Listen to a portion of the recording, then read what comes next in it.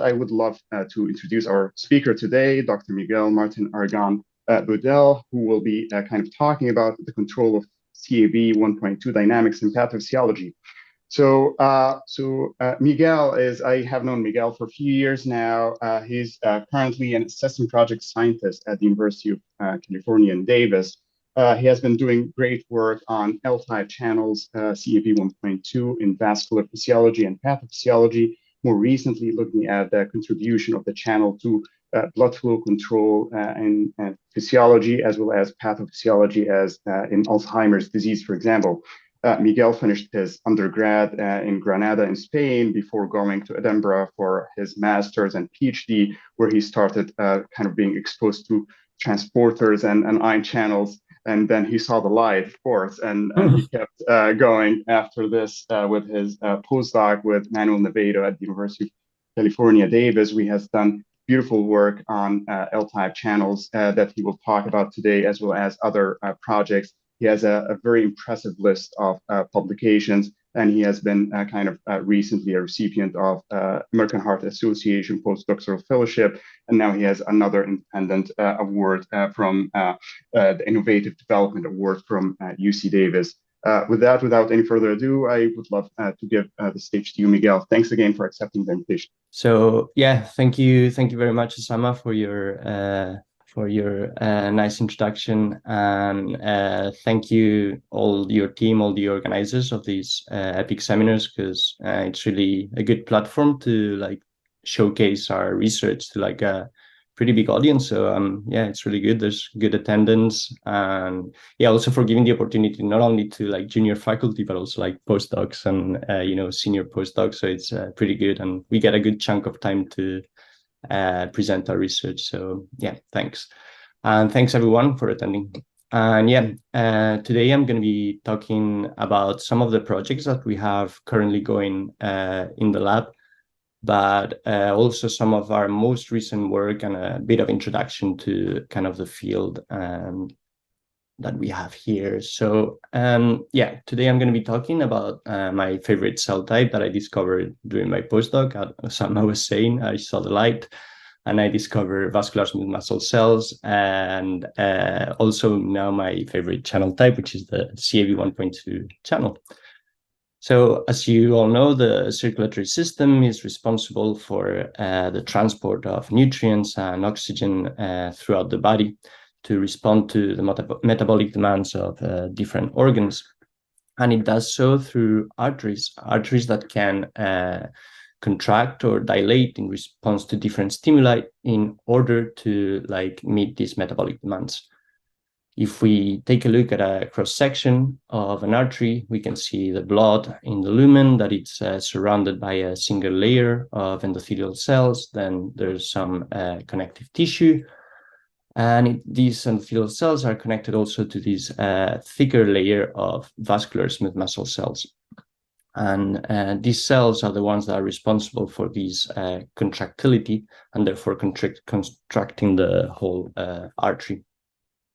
And in the lab, what we do is we isolate these smooth muscle cells. They have like this kind of typical spindle-shaped form. So we can study different ion channels, in particular CAV 1.2, and different signaling proteins that are involved in its regulation. And we do so through like a very big myriad of different techniques. We do biochemical techniques, lots of electrophysiology. Obviously, that's why we're here in the EpIC seminar. Different imaging approaches in silico modeling, and then some ex vivo techniques such as pressure myography. And we go also to in vivo to measure blood flow in vivo through laser spectral imaging, and also mean arterial pressure with a radio telemetry.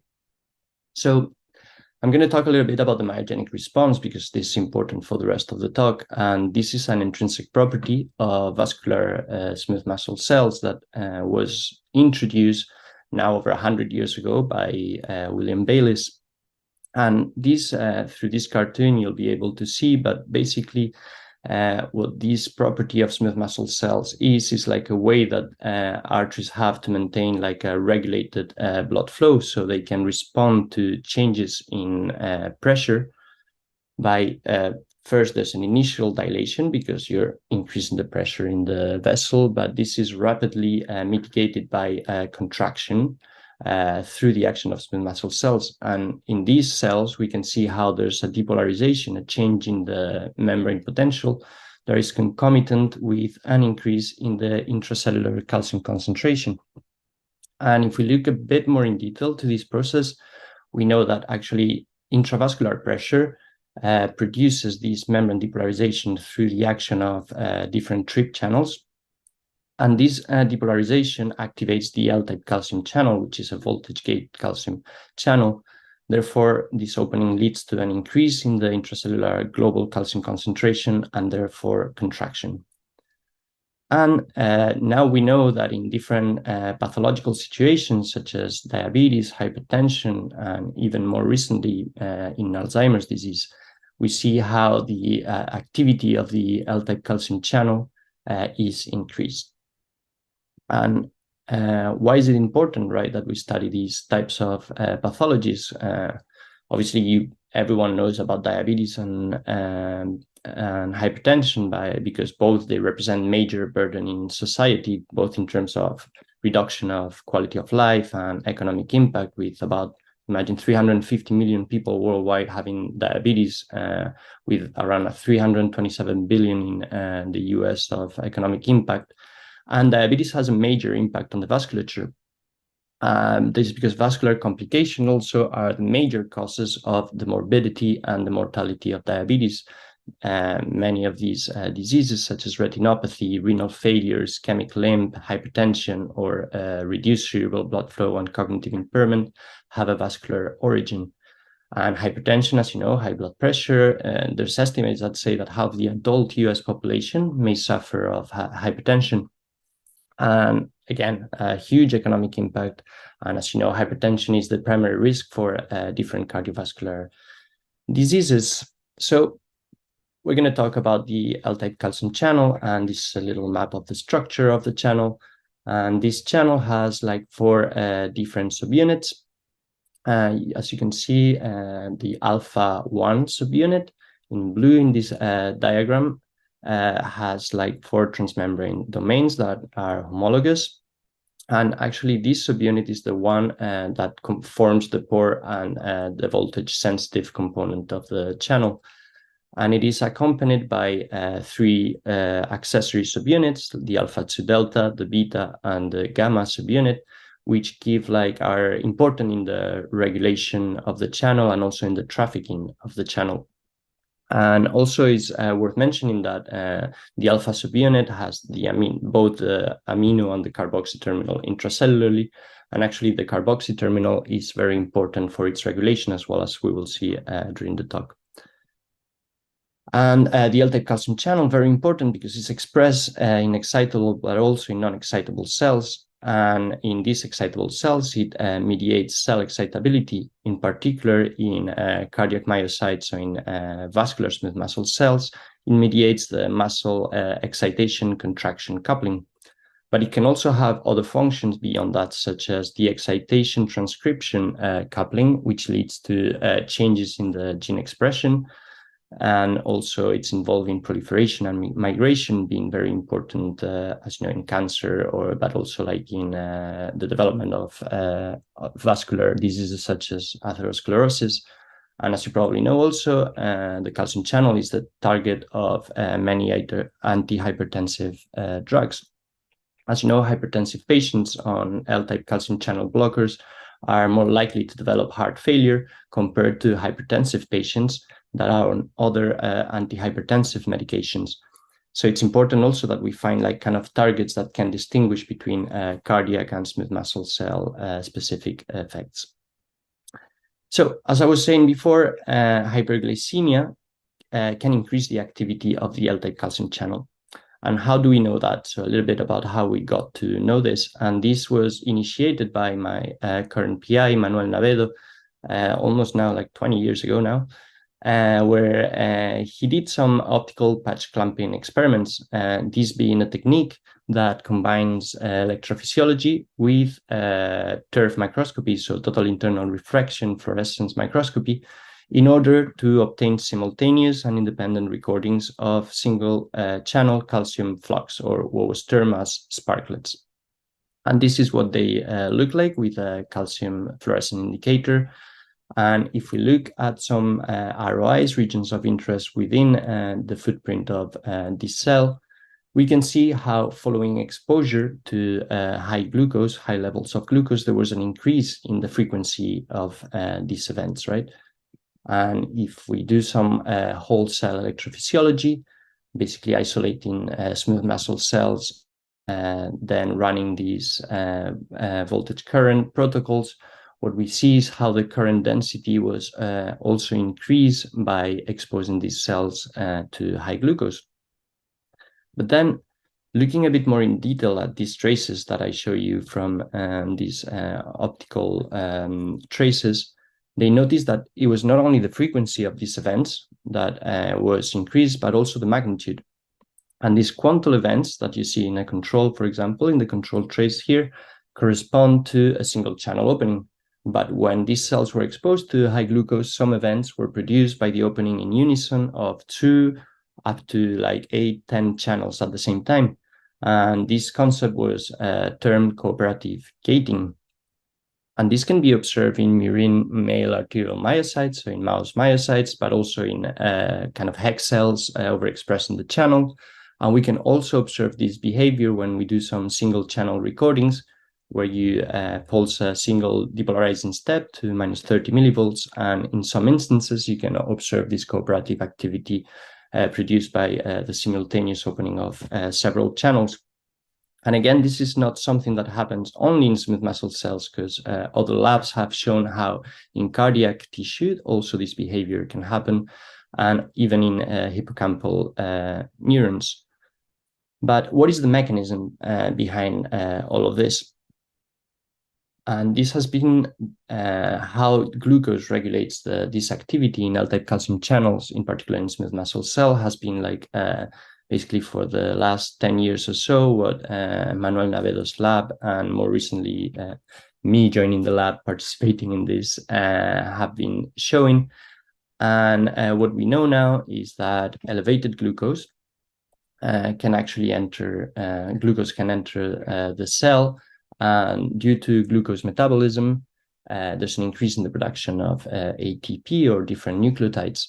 And this nucleotide production can act exogenous in the cell in an autocrine or in a paracrine way to activate a particular subset of GS-coupled protein receptors, the P2Y11, which activates adenylate cyclase 5, which in turn is going to hydrolyze ATP to produce cyclic AMP, classical pathway. And cyclic AMP, as you know, activates pKa. And pKa then can exert its effect by phosphorylating CAV1.2. And this initially was like a bit kind of weird in a sense, because pKa has been traditionally linked to vasodilation. But we found out that actually this whole complex forms like particular nanodomains within particular regions of the cell that are held together by this anchoring protein ACAP5. And the activation of CAV1.2, as I've shown you before, leads to contraction and also can alter the gene expression. And okay, we knew that pKa was phosphorylating CAV1.2, but the next question was, where is it exactly phosphorylating? And one of these sites for phosphorylation available in CAV1.2 was serine 1928. And therefore, we took a chance on this particular site. And what we did was expose some arteries to high glucose, and through some Western blotting and QIP experiments, we could observe how there was an increase in the phosphorylation of this particular site, serine 1928, when these cells were exposed to high glucose. And more importantly, that when we use a knock-in mouse affecting pKa activity or an ACAP 150 completely knockout, therefore modifying the whole pathway, we were unable to see these increases.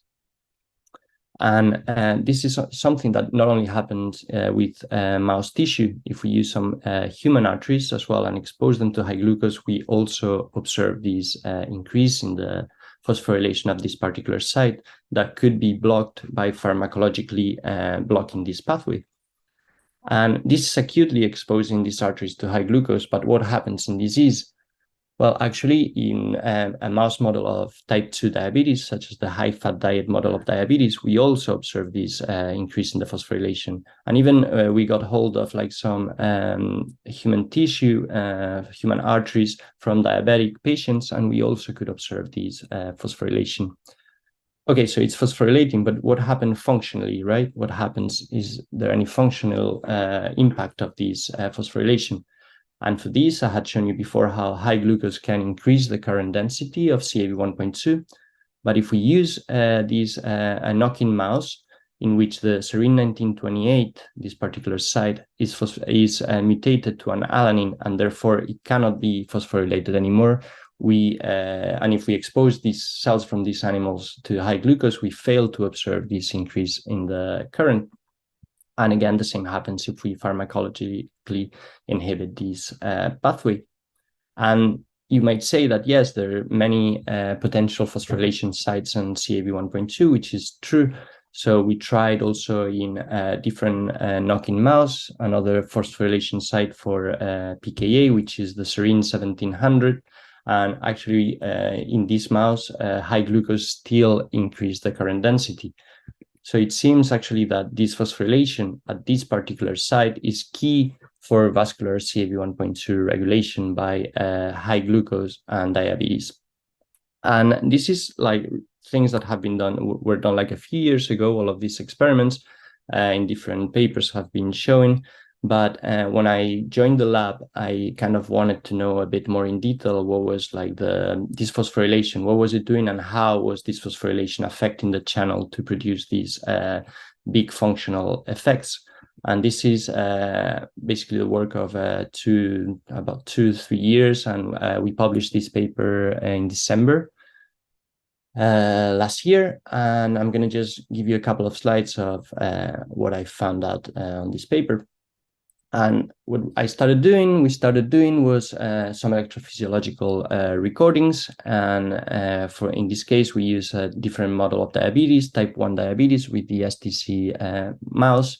And as you can observe in these representative traces, the STC mouse, there was an increase again in the frequency, but also in this cooperative gating activity, as you can see. And as you can see in the data here, the open probability was significantly increased, and so was the coupling frequency. And the next thing I wanted to know is if these channels are cooperatively active, meaning that they have to be within close distance to one another. So I wanted to see if like they form like bigger clusters. And for these, to answer this question, we use super resolution microscopy, which is this technique that allows us to get like a lateral resolution of about 20 nanometers. And therefore, we were able to see that actually calcium channel clusters in these diabetic mice were considerably increased in size. But now what happens if we mutate this phosphorylation site? And we have this mouse, as I've shown you before, the serine 1928 to an alanine mouse. And we repeated these experiments with this mouse. And again, we did like diabetic mice from this knock-in mouse, and we failed to observe any of these changes. So in these mice, the open probability or the coupling frequency was not increased, and neither was the mean cluster size. So really important, we are observing that actually there has to be like some, this phosphorylation kind of promotes this clustering, like the formation of bigger clusters of channels that then lead to this cooperative activity. And if more channels are being activated at the same time, that should translate into increases in the intracellular calcium. And this was the next question that we wanted to ask. And what we did was basically with a calcium fluorescence tracker, what we did was expose cells, isolated cells, to high glucose and look for changes in both the intracellular calcium concentration, but also in the length. So we could track both phenomena at the same time. And as you can see in these representative images, high glucose increased considerably the amount of intracellular calcium, and this was accompanied by a contraction of the smooth muscle cell. And now if this is happening at like the single cell level, it should, in theory, in vivo, also produce the contraction of arteries, right? And for this, what we did was some laser speckle imaging in which we produced like a cranial window in mice, so we could then observe changes in the blood flow, but also in the diameter of arteries in vivo in anesthetized mice. And we use, again, the STZ model of diabetes, and we observe how actually the myogenic tone was increased, so arteries were more contracted in these mice, and this was accompanied also by a decrease in the blood flow. And now in the Serine 1928 knock-in mouse, what happens?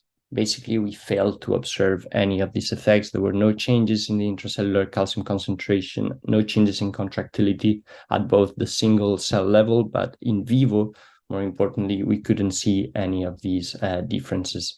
So it seems that, yes, this phosphorylation in CAV1.2 is essential to induce hypercontractility and also to reduce blood flow in diabetes. So that was basically the story that very important, because as I've shown you, is the activation of this particular nanodomain that leads through pKa to the phosphorylation of a single amino acid residue in the calcium channel that can create these super large effects, leading from first super clustering, so like the formation of these big clusters that lead to cooperative gating.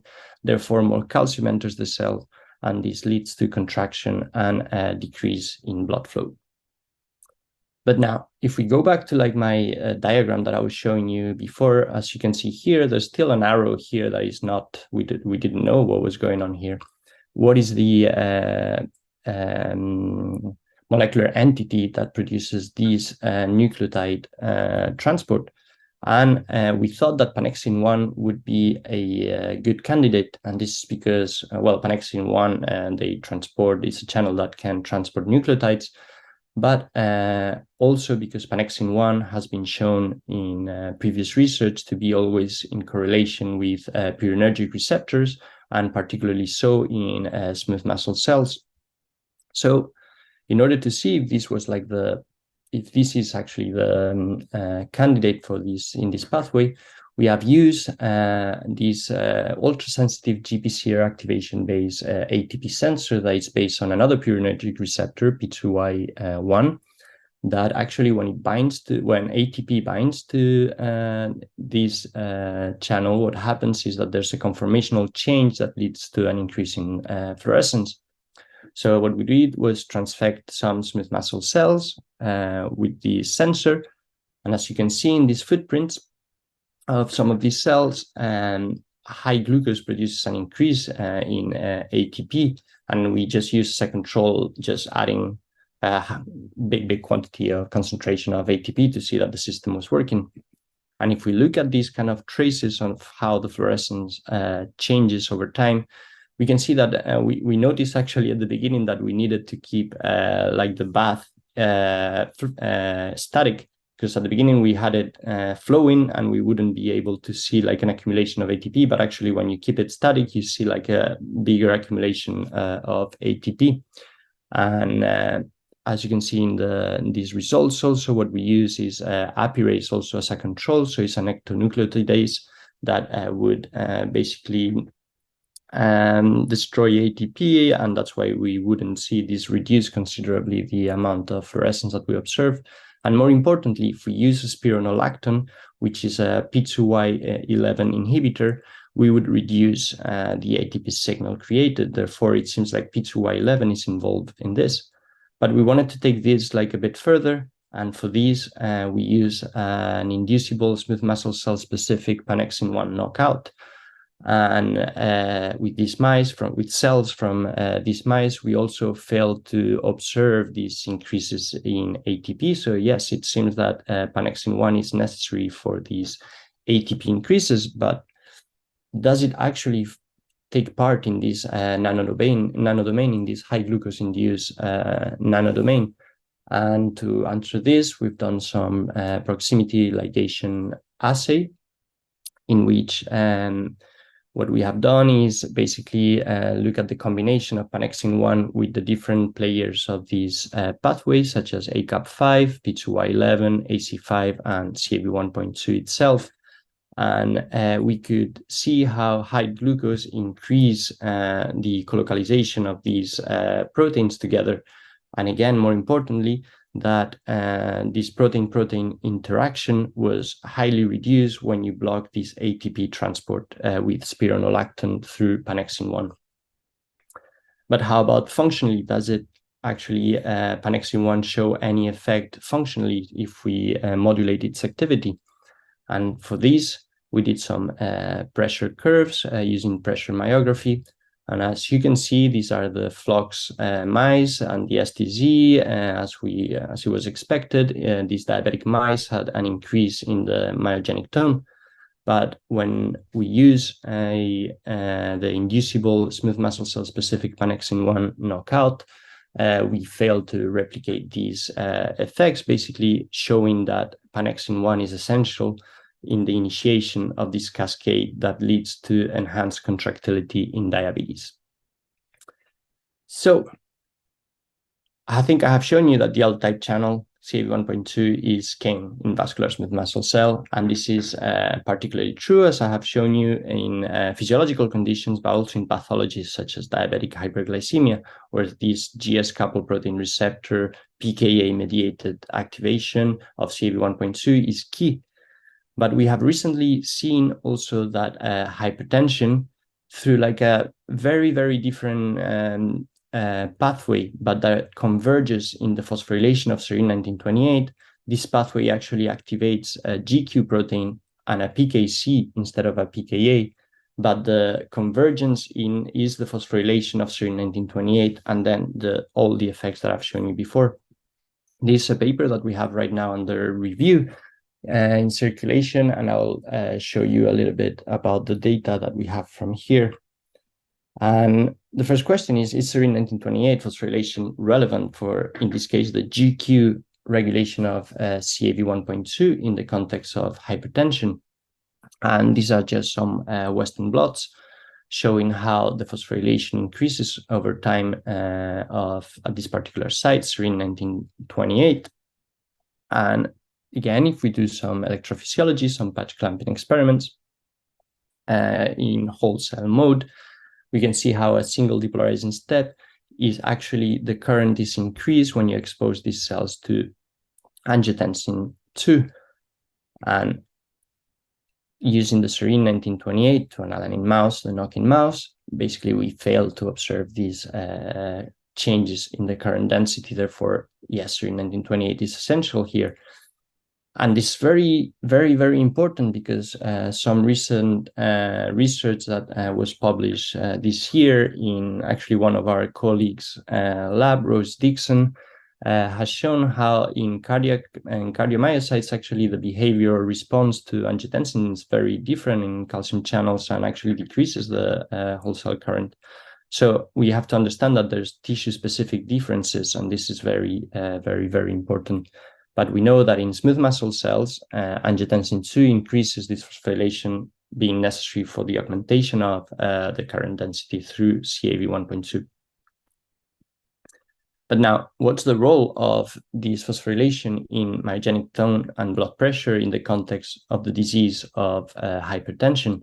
For this, to answer this question, we did some pressure myography where we can cannulate some arteries and pressurize them to physiological levels of pressure, such as 60 millimeters of mercury.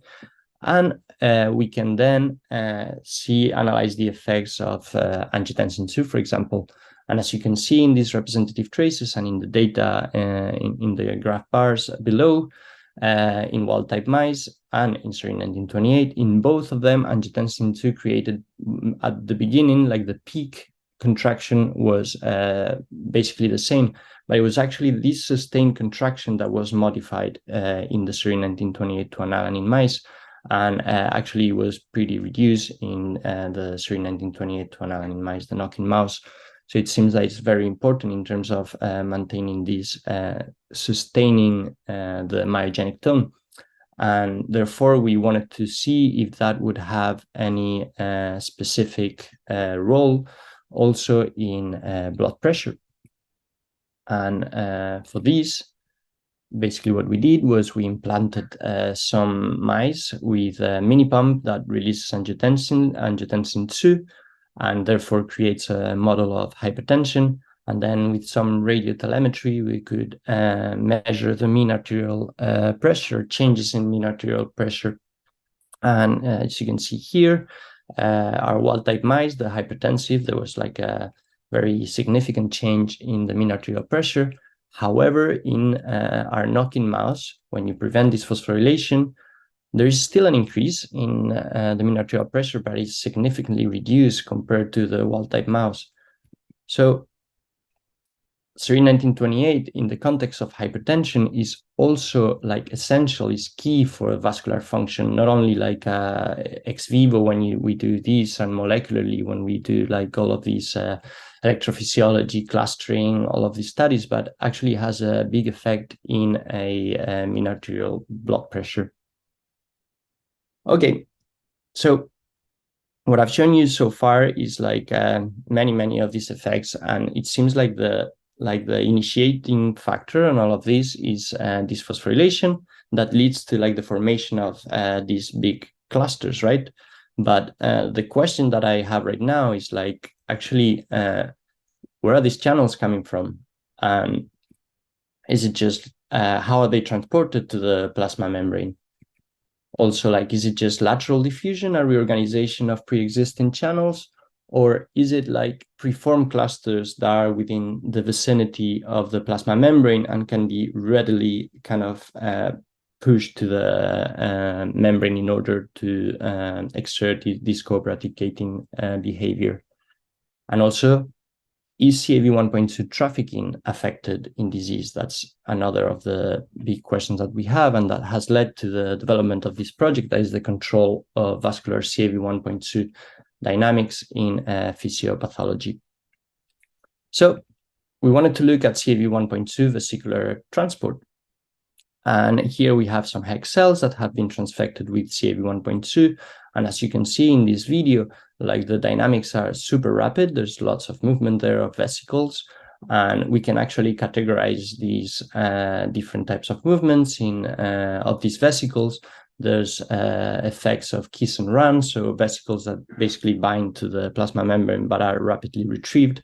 Others that kiss and stay or linger, so basically they remain in the plasma membrane. There's other fusion and fission events, so very dynamic.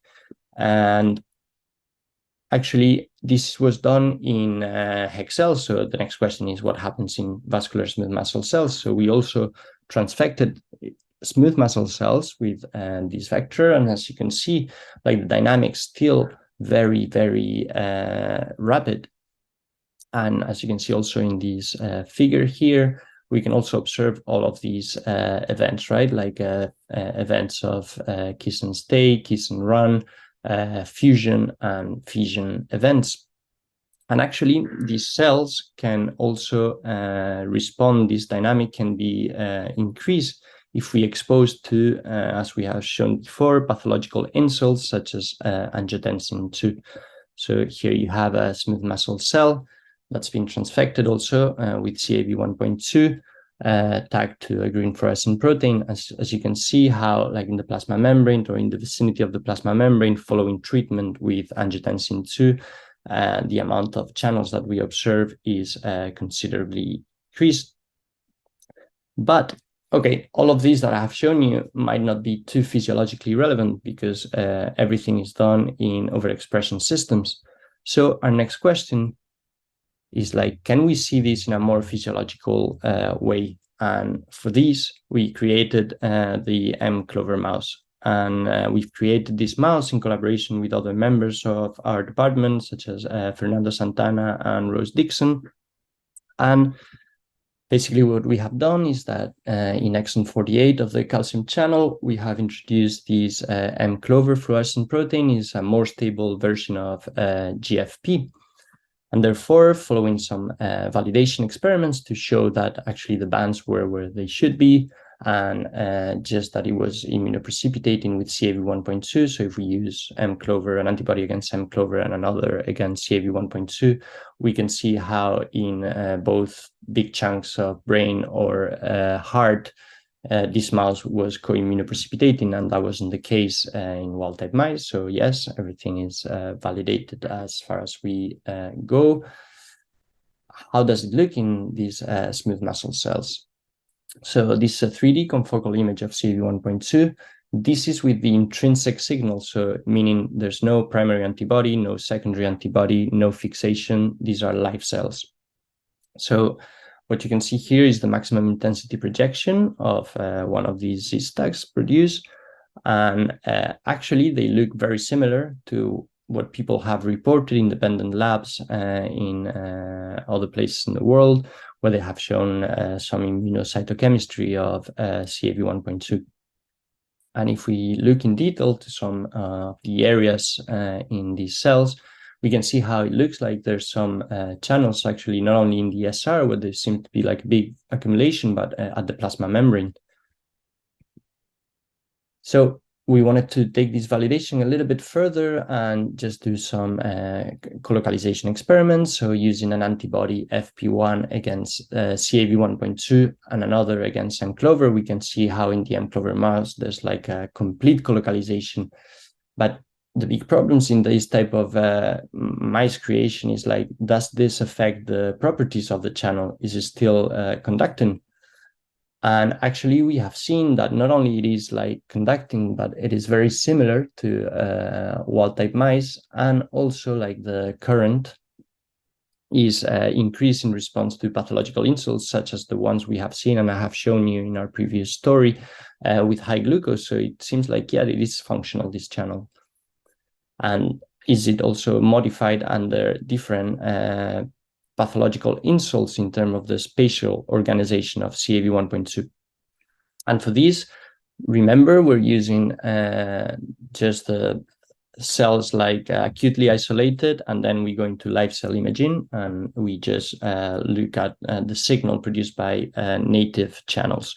And with IMARES, this software, we can actually just add in WGA as a membrane marker. We can create these volumes, and then we can filter out signals that are only within the perimembrane region. So this is what it looks like if we only take the perimembrane region.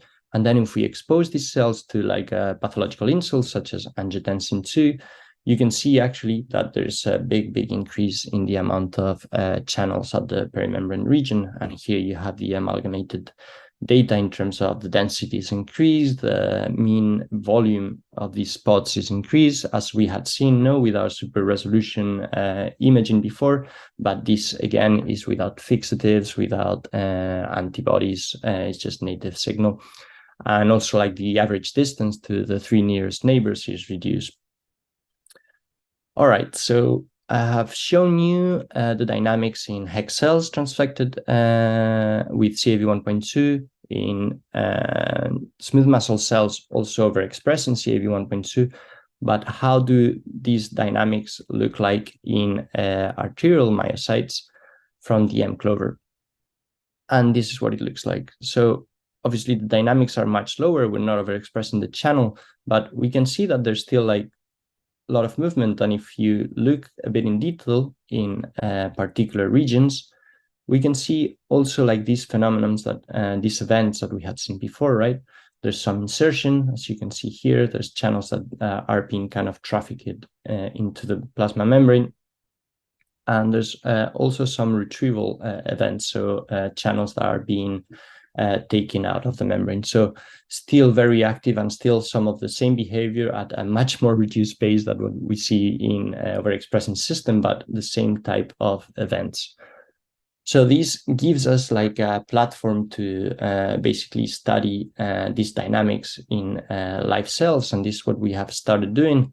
For example, we have done some FRAP experiments which is fluorescence recovery after photobleaching, where what we do is basically apply like a high intensity laser to a particular area in the plasma membrane of the smooth muscle cell, and then look at the recovery over time to see like the amount of channels that are being kind of trafficked back into the plasma membrane. And we can do this in conditions of normal glucose or hyperglycemia. And actually what we saw was that the mobile fraction actually in high glucose, in cells exposed to high glucose, was reduced, which was a bit unexpected at the beginning, but then actually this, what we think this represents is that actually high glucose induces such a rapid formation of superclusters that once these channels are formed and are within the plasma membrane, these superclusters limit further insertions. So this is what we believe right now is happening. And the next question is, what's the microtubular component of all of this? Like, how is, are there microtubules that are being involved in this, or is just, you know, a reorganization in terms of lateral movement of channels? And I have shown you how doing super resolution experiments, we can observe how there's an increase in the clustering. So this is in the context of hypertension, but actually now with this mouse, we can not use antibodies and look at just the signal ratio of calcium channels that are bound to the M clover, right? So here, for example, we have 4 calcium channels and each one is going to have like a fluorophore. Therefore, we can track the fluorescence over time and look at this photobleaching, right? And each step that you see here would be like the loss of the bleaching of one fluorophore, and therefore it can inform us of the amount of channel that conform each of these clusters. So we did these experiments in conditions of normal glycemia, and as you can see, actually, like the signals that we see normally are produced by up to like around, in average, 6 channels at the same time. So there's always, it seems like in basal conditions, there's clusters of CAV 1.2. But when we expose these channels to high glucose, there's a doubling in the number of channels that it forms these superclusters. So this it's very similar actually in terms of ratio to what we had seen through super resolution imaging. And what happens if we inhibit the microtubular component, and therefore with an agent called nocodazole, we can inhibit the polymerization of these microtubules. And what we could see is that even in the presence of high glucose, we would prevent this transport of new channels into the plasma membrane, or the formation of these superclusters. And in terms of, this was in terms of high glucose, but what happens in terms of hypertension or Ang2 exposure? And here we observe the same, basically, that nocodazole in the presence of angiotensin failed to increase the number of channels at the plasma membrane. And more importantly, it does not only do so in terms of looking at single cells, but if we look also at a whole artery mounted in the presence of nocodazole, angiotensin fails to increase like these channels, so this formation of superclusters. So what we have right now is this current working model where I've shown you is in different pathological situations, intracellular calcium concentration and arterial contractility are increased. And we believe that this is due to the formation of these superclusters through the phosphorylation of serine 1928. But more so now, we also know that these required an active microtubular transport that allows the formation of these superclusters. But we still have, like, obviously many questions, and we're still considering and expanding this project. And we want to know, like, what's the vesicular machinery, what's the entity of these vesicles? Can we identify the different types of vesicles that produce these types of events? And our candidates are obviously raw proteins. And does the channel activity influence the trafficking itself? Is calcium necessary also for this trafficking? And this increase in calcium kind of stimulate this? and also what's the channel activity influencing the clustering itself and this cooperative gating activity, still questions that we have not completely solved. And then also mechanisms behind these vesicular fusion and fission events, and how may they contribute to this clustering and cooperative gating. Also, we want to know if as I have shown you, like in these pathological situations, can be basically promoted via pKa or pKc. So can we see differences, and are these also kinases because they have broad effects involved in these trafficking, and is there differential stimulus response then? And most importantly, is this trafficking disrupted or promoted during disease? And yeah, that's currently where we are at. And with that, I just want to thank, obviously, my PIs in the M&M lab, Manuel and Madeline, who have been a great support for the development of this project and for me personally. And obviously, like a really, really good team of colleagues, postdoc technicians, PhD students. We have really good collaborators also at UC Davis that always have like an ear and a door open. And also, obviously, our funding bodies, NHA, American Heart Association, and UC Davis itself. And with that, I just want to say thank you to everyone for listening. Thanks, Miguel. Thank you so much for an outstanding and exciting talk. We have a few questions, and we have about 10 minutes, so we still have time for more questions, if any. So the first question is, did you observe any organization of channels in muscle cells or some kind of rundown effects? Are there any role of hypoglucose concentration in such conditions?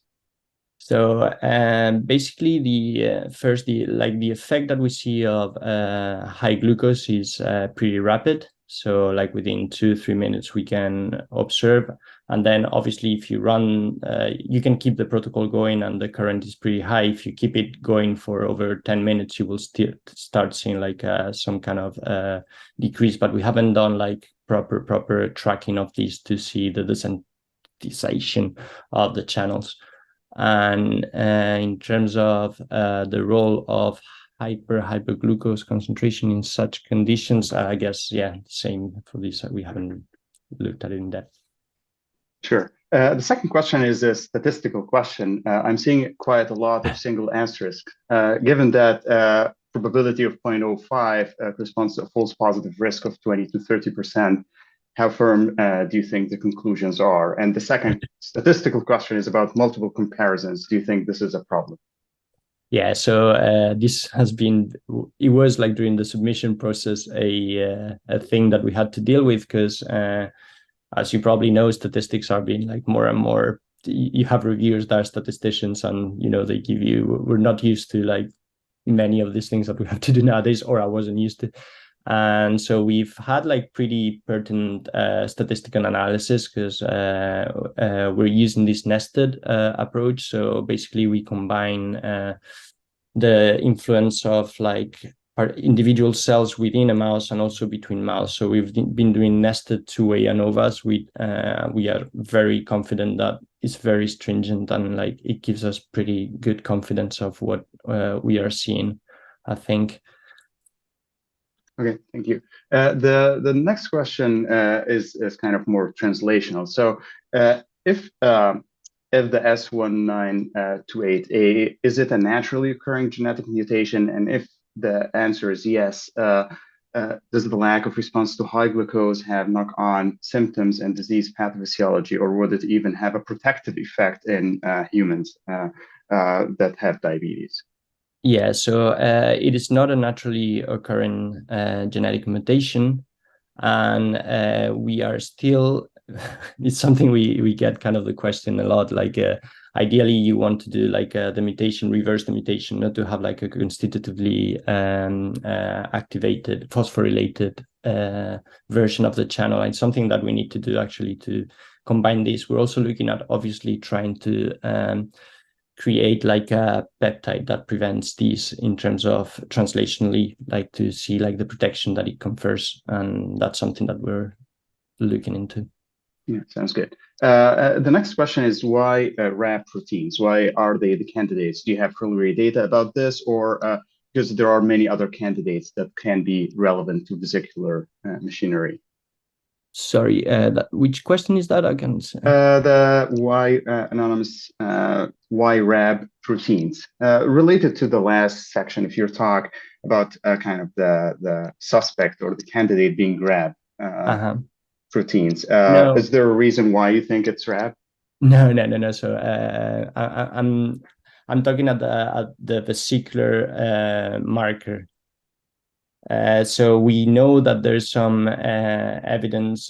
John Jagger has shown it of like the machinery being RAB27, I think, and we know RAB4, RAB11 are involved in this vesicular machinery. We haven't done the experiments ourselves, but we're currently based on previous work and previous literature to kind of explore the types. Some of it has been done in cardiac cells, many of this work, but we want to start with that. So there's still no evidence really. It's like future work really. Sounds good. The next question is fantastic work. Congratulations. Do you have any possible explanations for differential response to angiotensin II in cardiomyocytes versus smooth muscle cells?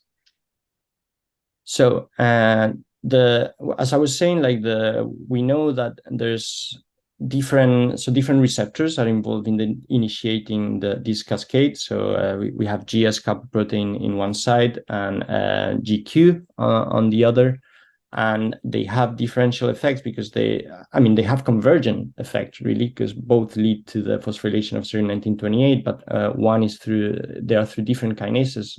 In the context of high glucose is PKA, in the context of hypertension is PKC. Oh no, okay, sorry about cardiomyocytes. Yeah, it's the question when you did talk about Ruth Yeah. Dixon's data, talking about angiotensin kind of inhibiting Sorry, rather than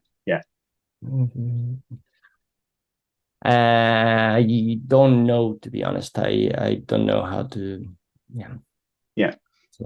We have many more questions. Thank you for an interesting talk, given the evidence for involvement of ACAP5 and PKA on the one hand and PKC on the other. Is there evidence for ACAP79 being involved in the PKC cascade?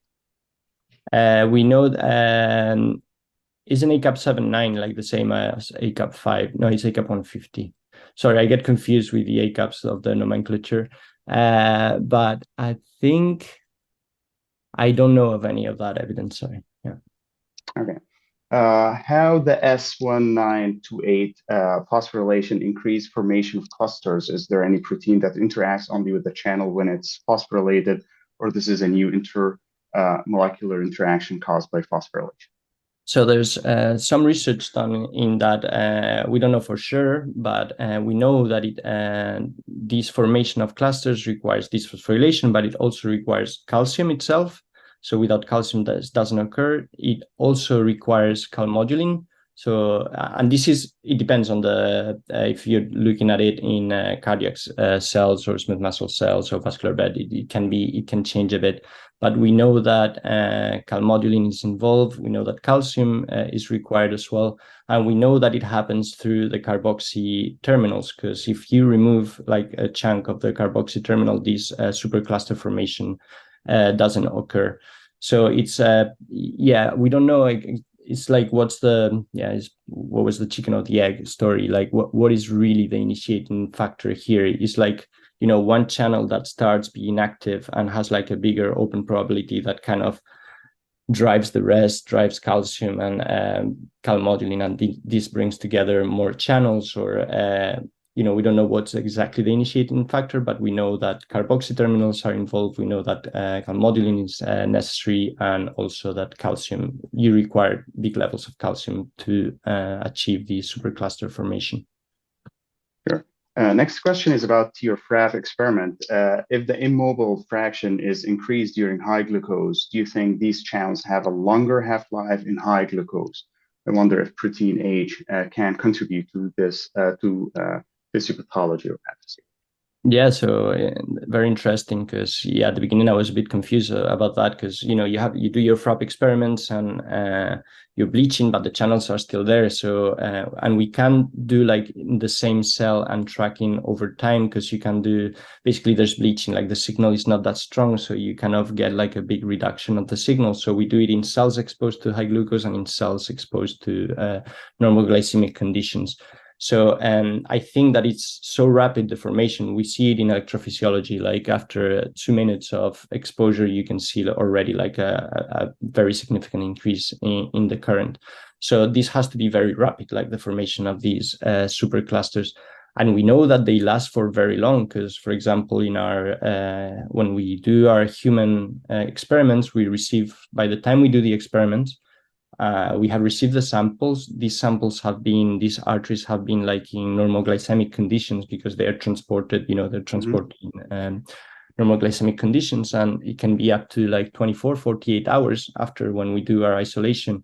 And we still see these effects. So they seem to be pretty rigid. That's what gives us the idea that once formed, they can stay for a long amount of time.